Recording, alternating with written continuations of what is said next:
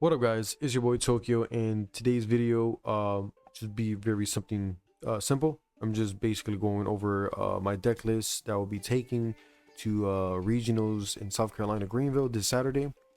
I will also be going with one of my friends. Some of y'all may know him by Heart of the Cards on YouTube and on TikTok. But yeah, basically this Saturday we'll be going to regionals, trying to top, I believe it's top 8 or top 16. I could be wrong. I forgot how it was. Haven't been in regionals for a while, but ever since the YCS, first time going there, I placed 425th out of like 2,200 players. And basically, percentage wise, I believe that's like 18% of, well, top 18% of duelists. Fortunately, I didn't make it a day 2, but it was a good experience. I got to meet a lot of people. And I don't know, after that event, I felt more determined into getting better. And I felt like I did really good too. I went 6-3 with Vanquish Canine. My 3 losses, I believe, were branded, and I was on game 3. He had more gas than me. The other one was Canine Mitsu. Basically, I didn't even get into none of my VS stuff with straight Canine. And he had more gas than me. And then the other one, I forgot which one what it was. Can't really think off the top of my head as of right now. Matter of fact, I could just check real quick on my notes because I had everything on my notes. It was against, it was a mirror match. That's what it was. VSK9. Basically he proled me, so I couldn't really play. And then game 2, he just had way more gas. I'm just like, he had everything he needed. I barely had anything in my hand. But again, this will be the deck list that I'll be going over with y'all. It's a 40 count. And yeah, let's go through it and y'all let me know what y'all think. So starting off with the Vanquish line, we play the 3 Rosins. 3 is mandatory, just because this is your main starter. We used to have this card at 1. The reason why it was at 1 because this card was just too disgusting, too good. On summon, it lets you search a 9 VS warrior deck to hand, so it helps you get the attribute that you need. And then also you could use the effect of reveal fire to protect it from card destruction, and then reveal fire and dark to destroy a monster in the same column as him. So the strategy with him is to summon him under basically your opponent's monsters, and then having the right attributes in hand to basically pop the monster. The whole thing with the Vanquish Soul Canine deck is very like just more of a control type. Right now the consistency is kind of hard. It did get some consistency back ever since we got Rosin back to 3 and Stake Your Soul to 3, but it still has its little, you know, its little consistency problems here and there. But overall the deck is still good. I believe it's still at least top 3. But yeah, this is your main starter. On to the next one, we got the 3 Mad Loves. I played 3 Mad Loves because, again, this is one of your other starters. It searches the Vanquish Soul Start, which is your field spell, which is the best search that you could get right there, because it helps you bridge into your other attributes that you need. Another thing with Mad Love that I especially like is the non-target bounce, lowest defense on field. So again, like I said before, it's basically playing a lot of control, and you have to know what you have on field and what your opponent has on field. So like against Yummy, you could bounce back their monsters because a lot of their monsters defense is very low. I think the highest is maybe like 1,000 or maybe like 1,800 or whatever the case is. So you can always bounce those back, but that's the best part about it because it's also a non-target effect. All the VS monsters are non-targets, and that's the best thing about them. The only target effect that they have is to tag out, and that basically goes for the high level bosses. But yeah, Mad Love is a good card because it's your searcher. Next up, we play the 2 Jialongs. Before we used to run 3. I only play 2. The reason why I play 2 is because ever since Joko became at 1, I honestly don't see the need to play Jialong at 3. I don't want to break into 2 Jialongs in hand, you know, without being able to do anything. Not saying Jialong is a bad card, but I just don't want to stuff my hands with a lot of high level monsters that I can't use without it being triggered. But the good thing about Jialong is if you reveal 2 fires in hand, she's able to grab you the missing attribute that you need, or the trap or the field spell, in case Mad Love or Rosin gets either ashed or imperm. So that's the good thing about Jialong. And it's also a non-target change of battle position. I believe, I forgot which YCS was it, but there was a player that was playing against another Vanquish Soul player, and this was like VS, when VS became like very popular. The person got nibbed, and what he was able to do was he was able to stake her soul, bring the Jialong out, and then I believe he non-target take the no, not even non-target take, I'm sorry. He specialed, he did stake your soul, reveal Rosin in hand, special the Jialong, and then he revealed fire to change the nib token and attack and go for a game from there, because I believe the nib token was like over 8k for the attack. So you could do cheeky stuff like that with Jialong, so I think it's very, very good. But yeah, overall, like, playing Jialong on 2 has been very perfect for me. And like I said before, I don't really want to break into 3 Jialong. So as of right now, that's what I play. On to the other ones. We played 2 Borgers. Now, before I was playing 1 at the YCS, I played 1. The reason why I played 1 at the YCS is because I was a bit nervous of just, you know, breaking into high level monsters in hand without being able to use them. But now in this format, with Radiant Typhoon going crazy with a lot of target effects, also with like the yummy cards, and I can't say really Dracotail, because Dracotail is mostly non-target, because Pan is non-target, Urgula is non-target. But the reason why I play 2 is to save my my main starters, which would be like, you know, the Rosin or the Mad Love, from like target effects. So if I get hit with like an Imperm, or more of like a Ghost Mourner, or anything like just target effects, I get to protect my monsters, and I basically make my opponent lose their targets right there. So that's why I play 2. And also for the draw consistency, and because like I said before, the deck, the consistency is kind of like low. So that's why I play 2 Borgers, because usually my opponent is always out for the first one, and they're so used to people just playing 1 that they out the first one and think that you don't have another one. So I believe playing 2 is right, because you have a second one to keep going, and also to protect your other main starters from target effects. It also does good against the Lunar Light matchup when you want to burn your opponent by revealing like Earth and Fire, burn them for 15, so they can go use heavy poly, and then, you know, try to make lighter and stuff like that. So it puts them in like in a pedestal to think real quick. Next up, we played the 1 Caesar. Your Caesar is the boss monster. Caesar's really goated because it's a non-target pop, and you only really need 1, honestly. If you're gonna play more than 1, you might as well just move over to Genesis format, because that's the format that you could probably play like 2 or 3. But in Advance, so we only play 1 because you only need 1 really. It's for the pop and for the unaffected effect. So if we reveal Earth, it's unaffected by card effects during that whole turn, and if we reveal all 3 attributes, which is Fire, Earth, and Dark, you can not target a card and basically force your opponent to try to answer to it. 9 out of 10, they probably really don't have anything, or it forces them to like activate something that you're trying to pop. But overall, you only play 1 Caesar. Caesar's good, and it's a 3k body. This is your boss monster here.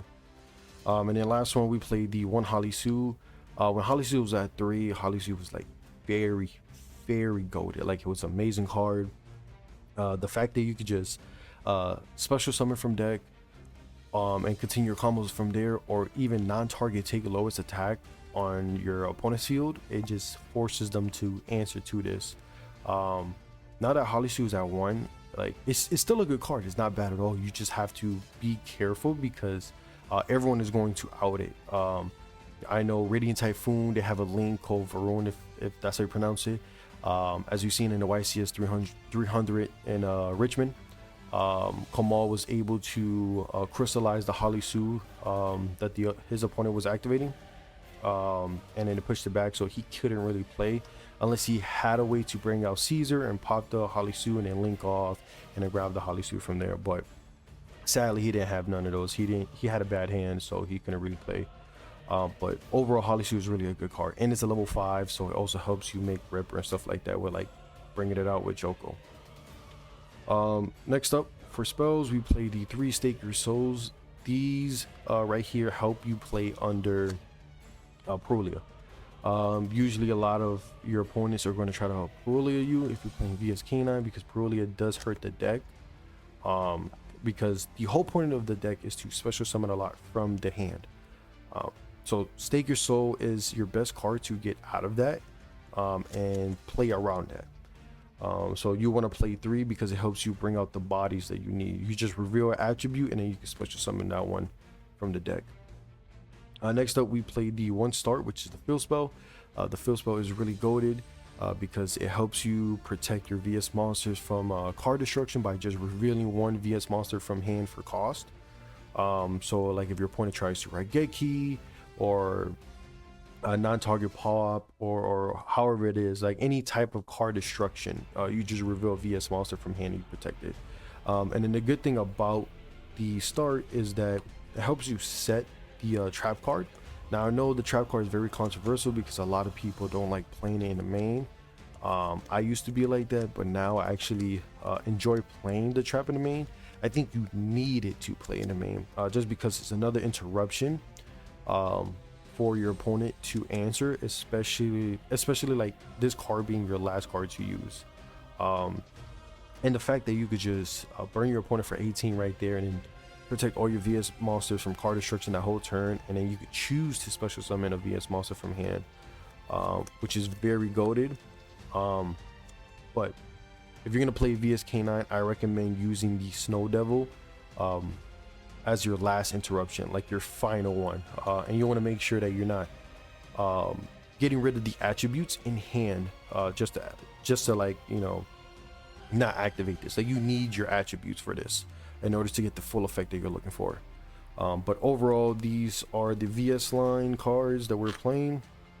Next up is the K9s. We play the 3 Azuna. Azuna is a must at 3.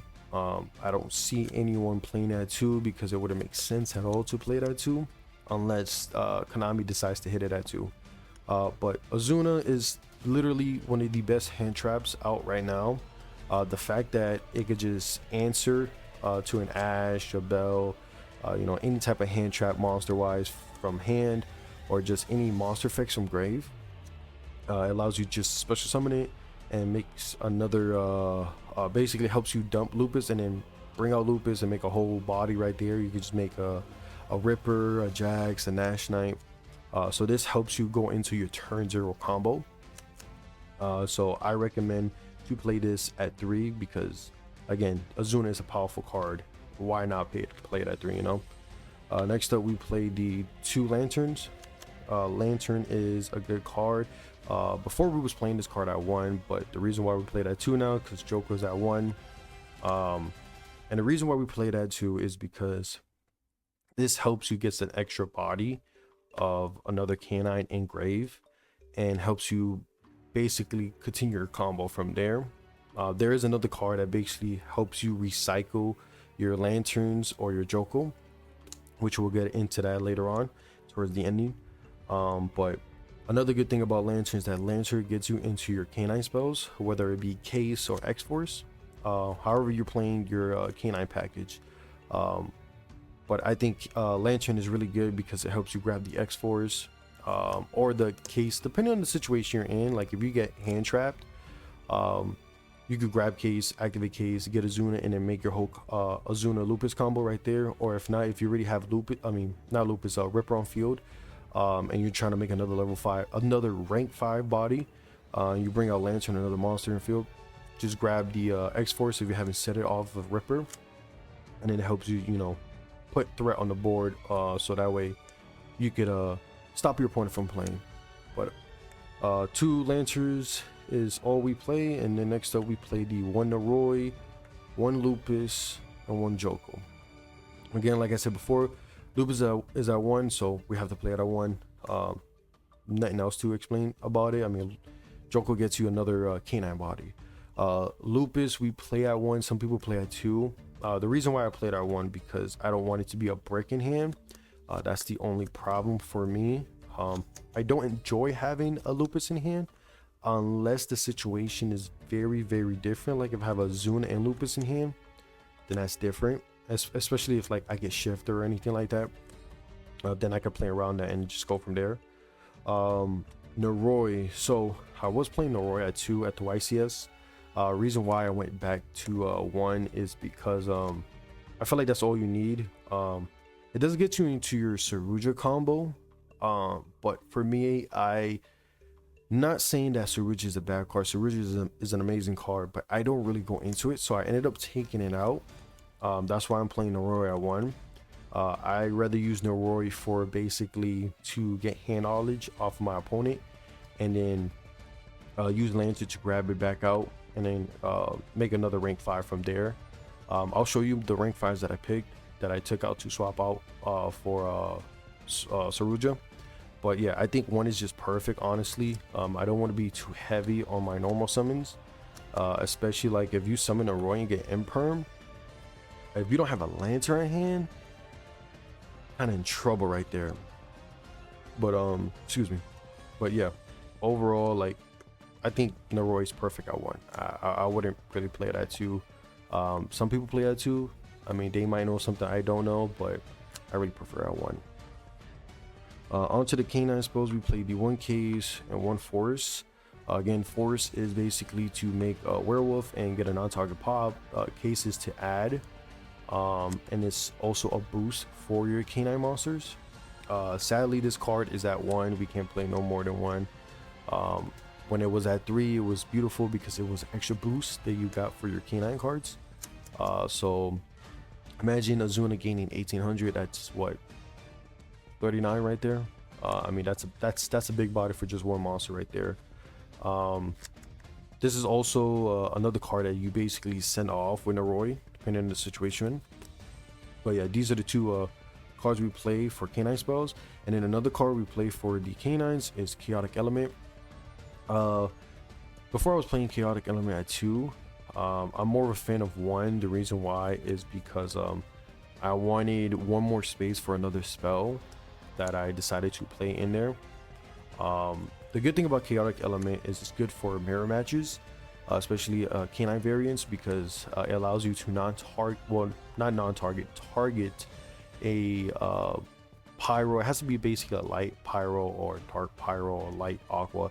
To put it simple terms, basically if you go up against a canine variant, you're allowed to take your opponent's Lantern or Joko and then use their effect and save yours, so you can use their resources. This card is ashable and bellable, so another good thing about it is that you could just bait hand traps out depending how your hand is. But this is what we play for the canine package. I think it's perfect how it is. And then onto hand traps, we play the 3 Fuas. Fua is mandatory because a lot of decks out here are special summoning from decks, or from the extra deck. So it basically helps the VSK9 consistency for the draw power, and it helps you get the attributes and the cards that you need to play on your turn. Or if you pull a Holly Sue on that 1 draw off of the Fua, you can play it from there on turn 0. So, but yeah, Fua is basically good for the draw power. Another one we play is Ash. Ash is just mandatory. I think every deck should be playing Ash. If you're not playing Ash, then just know you're gonna get punished if you don't stop your opponent. Ash is just the best hand trap in the game right now. And then on to the next one, we play the 2 Ghost Bells. I do see people play 3. Honestly, I'm a fan of 2. 3 is like, to me, I tested out 3 and it was like a bit bricky, and I didn't really like it at all, so I still with 2. 2 has been good to me. But Ghost Bell is just good for, you know, effects that like to shuffle, like shuffle cards from the graveyard back in. Like if your opponent's playing Branded Dragotail and they try to make Lubellion, and Lubellion discard to fuse, you know, you could build that and stop them from there. If they try to add something like with Artileon, if they don't chain block, you could just Ghost Bell from there. Another good thing is with the Ghost Bells and Ash is good against Dragotail Branded because of the Dragotail traps, which stops Flame and Horn and Sting. So those are ways to play around Dragotail. And then one last hand trap is the best one in there. Shifter. I think Shifter is just amazing in this format. The fact that you could just, you know, banish everything your opponent just sends off is good against Dracotail, just because they won't be able to get the graveyard effects and set the spells or traps. It just puts them on the edge on, you know, losing resources. They can't do the Artileon effect to grab the resources back. They can't do the, you know, the set the spells and stuff like that. So it basically stops them in one play. So it's really hard for them to play around that, unless they have call by. That's the only thing I can think of. But 9 out of 10, they're not really playing call by. So yeah, these are the hand traps that we play. And then on to the power spells. The last card, so we play Rhoda. Rhoda is your search for rosin, and then Pot is for consistency. And then the card that I basically, you know, took the second chaotic element out is for call by. I think call by is perfect, especially going up against a lot of decks right now. It stops Mitsurugi monsters like Murakumo if he tries to come out. It stops Femina in case Dragotail players try to fuse. It also stops like the trap cards, Dragotail trap cards if you try to like target something to add back. It stops hand traps. It stops a lot of things. It also stops like when they do Fall into Virtuous and send Albion, you could basically activate call by, banish the Albion so they won't have any follow-up play on their next turn. So they won't have Branded Fusion or another Fallen set. But overall, that is the main deck. That is the 40 count. Then on to the... We're gonna go into the side deck. Side deck, we are playing the 2 draws. I still think draw is very beneficial in this format. I don't see why people don't play draw. Even though it's at 2, it's still a good card. I won't stop playing this card until it's like fully banned, or maybe if it's at 1, then I'll stop playing it and I'll probably put Mistake in the rest. But as of right now, like draw is really good. And it's just to a lot of decks that add, especially like against mirror matches. Luna Lights, it kills Luna Light. That kills Mitsurugi if they're not playing the K9 stuff, or even if they don't get into the K9 stuff. It also answers to a lot of rogue decks to add. So I think draw should be in everyone's side, just because draw is still beneficial in the format. Sorry, my English is off. But next up, we play the 3 Retaliating Seas. Retaliating Sea is a powerful card, especially in this format. It's disgusting. The fact that it's a walking shifter.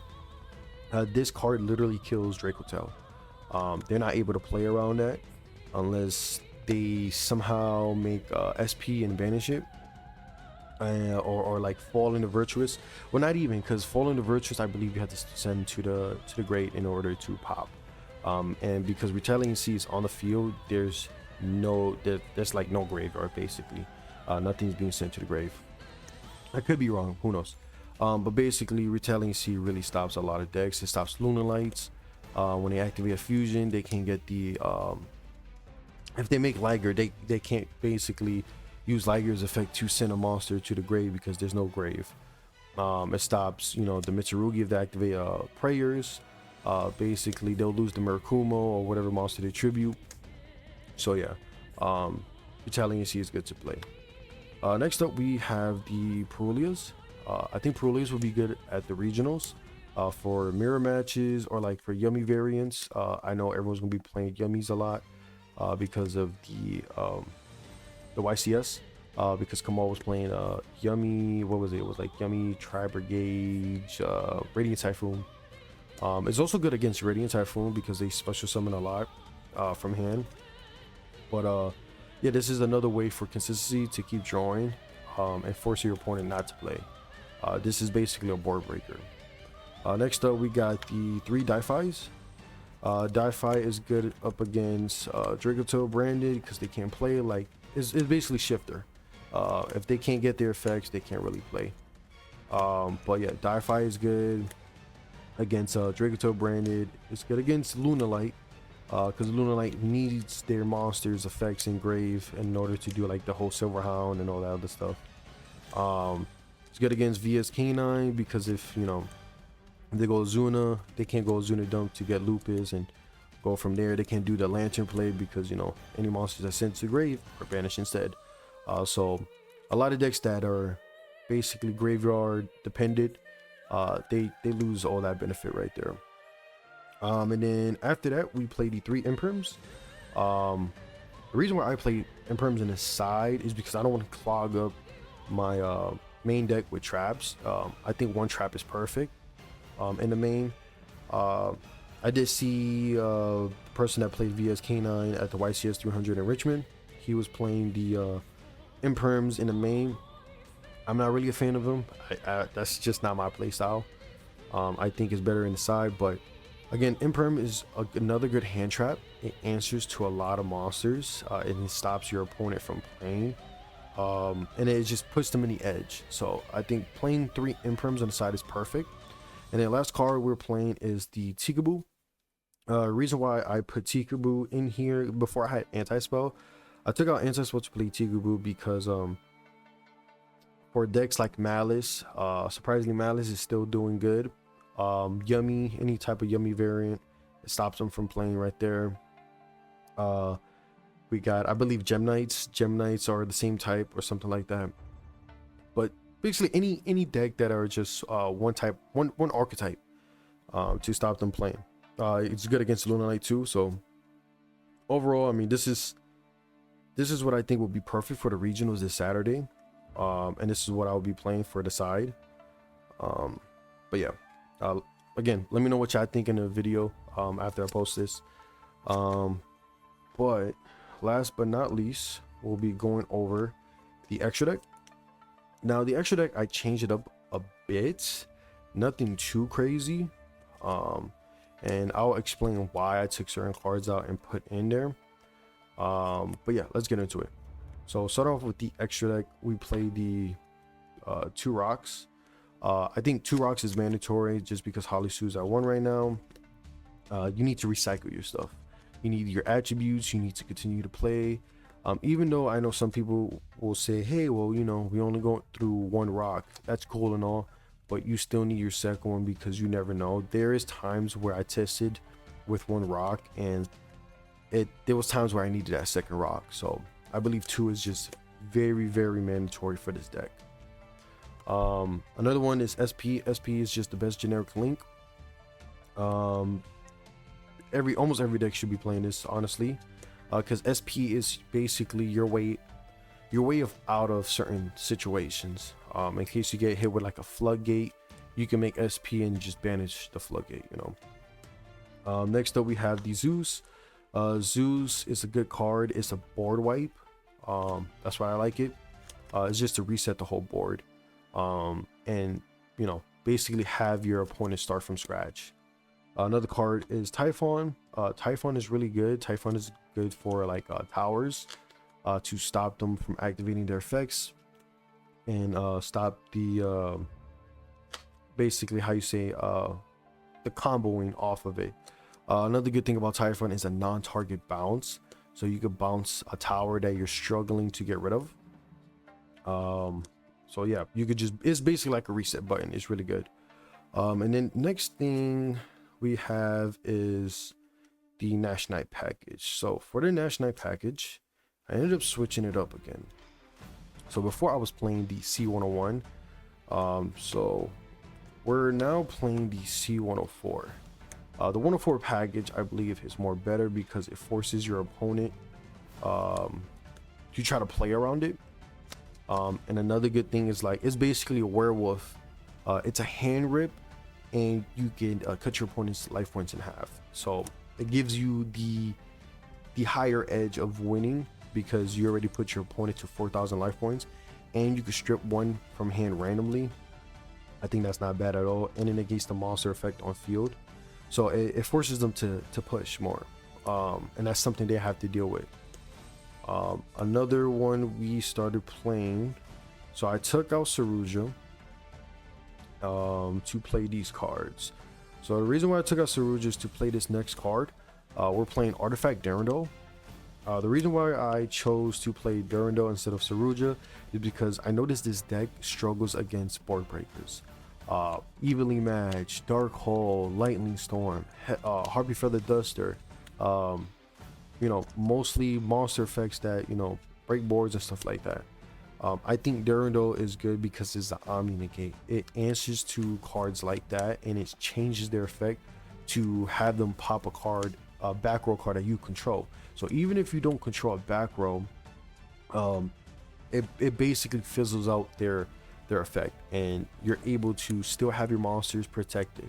Even if you have Star, even if you have the Snow Devil to protect your VS monster, I think it's still nice to have your Ripper or Werewolf on field, because it poses a threat to them, and that's why they try to force board breakers into your board to just break it and have you start from scratch.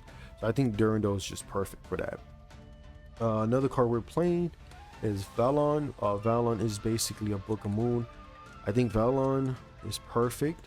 I really like using Valon against Yummy, especially when they summon Cubsy. I could just Book of Moon it, and then, you know, just have them stop from going to combos right there.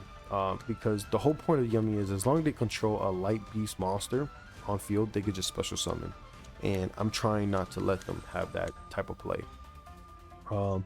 And then the good thing about Valon is there's a combo where you basically link this off with another monster and you make SP.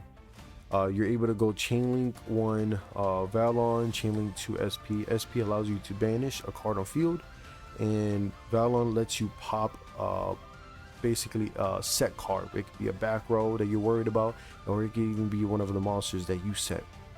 So Valon is really good for that type of combo. And then on to the canines, we played the one Jax. Jax is good for pops, and it's also good for the double damage that you could do with Werewolf once your opponent activates a monster effect from hand or grave. We played the one Werewolf. Werewolf is your OTK line, and it's a hand rip on your opponent's turn. On your turn also, it's a non-target banish from the field and grave, so it cleans up the field. And then last but not least, we played the 2 Rippers. I believe 2 Rippers are mandatory. If you're not playing 2 Rippers, you might want to reconsider that, just because Rippers is an amazing card. The fact that you could just negate monster effects from hand or grave, it just goes crazy. And it helps you search your other canine cards. So I would recommend you playing 2 Rippers. But overall, guys, I think this is the deck list I will be taking to regionals in South Carolina, Greenville this Saturday. I think I'll do good. Let me know what y'all thoughts are on the deck list and what's the intake that I have on this. But till then, I will catch y'all later. Saturday I will be picking up my boy Hearts. We're gonna make some content, so stay tuned. Make sure y'all look at my YouTube. Again, it's Deadman Tokyo. And if you don't know, you can just check my TikTok. My YouTube should be in my link. I will hope so. I think Linktree is like acting kind of funny, but if you don't know my YouTube or TikTok, make sure whichever platform you have me on, just text me and I will send you the link to it. But catch you later. Hope you enjoyed the video. Peace out.